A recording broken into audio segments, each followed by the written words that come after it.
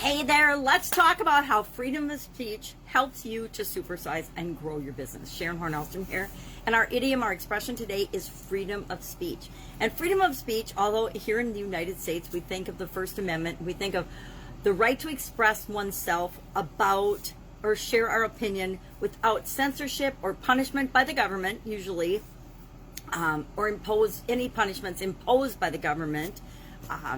It's in our First Amendment rights in the United States. We're coming up on America's birthday in a couple of days, and so it reminds me of all of the amazing freedoms and rights we have under the United States Constitution. And freedom of speech is one of the most important and my favorite, and part of why America is such a melting pot of small businesses and entrepreneurs and business growth and opportunity. But the First Amendment right, and we think that it comes from America, but the freedom of speech, it actually comes from a word parrhesia or something, which is a ancient Greek term that dates back to freedom of speech. It means freedom of speech in English, and it dates back to the 5th century BC. It's a Greek word that goes all the way back to 5th century BC. So thousands of years old, thousands of years, the concept of freedom of speech, being able to share your opinion or state your opinion, maybe not even share it, but just have your opinion without feeling like you're going to be oppressed or censored or in any other way punished. Now, there are certain things that are not covered by the First Amendment in the United States freedom of speech. And I'm going to just grab my magnifying glass and go through a quick list of those, because I don't know that most people even realize this, because the way people have been behaving in the media and in politics and on social media would indicate to me that a lot of people don't understand that they don't have a right to freedom of speech under certain situations. For example, obscenities. Obscenities are not protected by the First Amendment rights. So if you want to drop the Effenheimer all the time, you can do that, but if people don't like it or people criticize you for that, guess what? They have the right to do that as well. And you can be censored or fined depending on your community for using obscenities. Fraud is not covered by freedom of speech. Child pornography is not covered by freedom of speech. Speech integral to illegal contact or illegal conduct is not covered by freedom of speech. Speech that incites imminent lawlessness or lawless action is not covered by freedom of speech. So terrorist messages and inciting riots or crimes, those are not freedom of speech, people.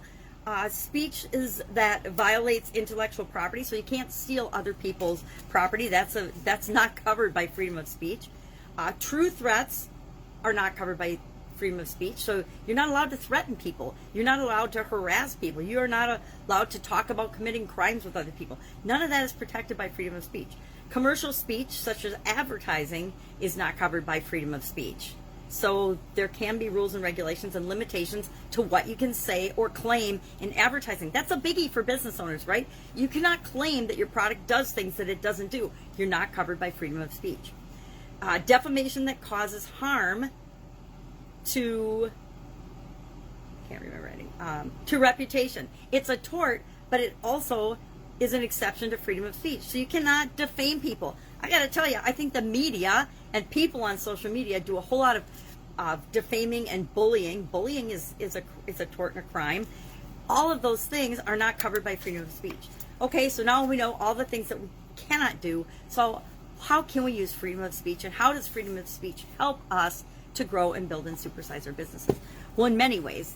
Nowhere is it easier to start and lead and create the business that you want, the business of your dreams, the business you want to make the world a better place, than in countries where there is freedom of speech and freedom of opportunity. I personally believe the United States is the bedrock of that belief system and foundation. Maybe because I've lived here my whole life and I'm a little prejudiced in favor of the good old USA.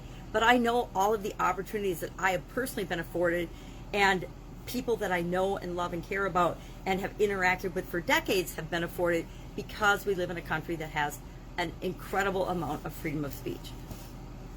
So how do you incorporate freedom of speech into your business and growing your business? As we add people and different sets of beliefs to our organizations, it can be a challenge, right? It can be a challenge for everybody to understand that it's okay to believe things that are different than the people that you work with. Just like in a family, does everyone in your family have the exact same beliefs and agreements about every topic under the sun?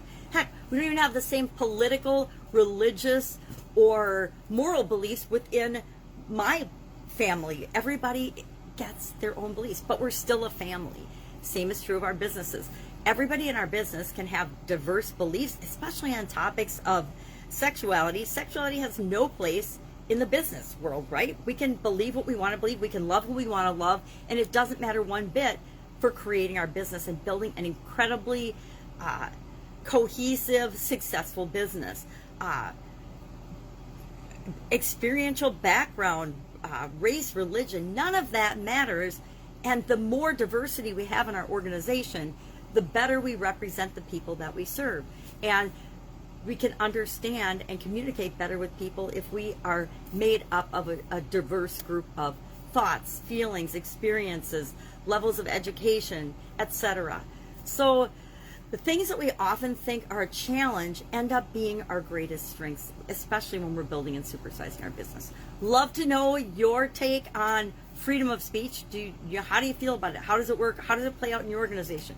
In my businesses, there's just certain topics that we know are highly charged emotionally, and we just had an unwritten rule that we didn't discuss them at work, especially when making Italian food and when everybody's job is dependent on everyone else's because it's more of a manufacturing line type of situation. There were certain topics we just didn't discuss. We didn't discuss, religion, politics, any other topic that anybody found super duper emotionally charged. We just would agree that everybody got their own opinion, and we could talk about them outside of work. If you wanted to go have a beer after work and have a discussion about those topics, that was absolutely fine. But at work, we didn't talk about them not because we wanted to squelch anyone's right or freedom of speech, but because we knew we didn't want to hurt each other's feelings. We care about each other. We want to make sure that everybody feels heard and understood, and that there's a place for everything and everything in its place. Just like for the things and our processes and procedures, there's a place for certain conversations, and there's a place that isn't for, and a time that isn't for those types of conversations. Anyway, you have to decide for your organization how you're going to handle all of these different things. That's just part of creating the culture that you want to achieve and have for your business. Love to have a discussion about this particular topic. It's one that's near and dear to my heart. I worked in a lot of organizations in corporate America where I was in charge of putting in place the programs for diversity and the programs for how we treated one another. I guess the culture. That's it. Have an absolutely amazing day. Go out, speak your mind, but make sure you're not defaming, child pornography, obscenities, fraud, false advertising, etc. Have an awesome day, and I'll, of course, be with you tomorrow with another interesting idiom. What does it mean? Where does it come from? And how might you use it in your business and your life right now? Take care.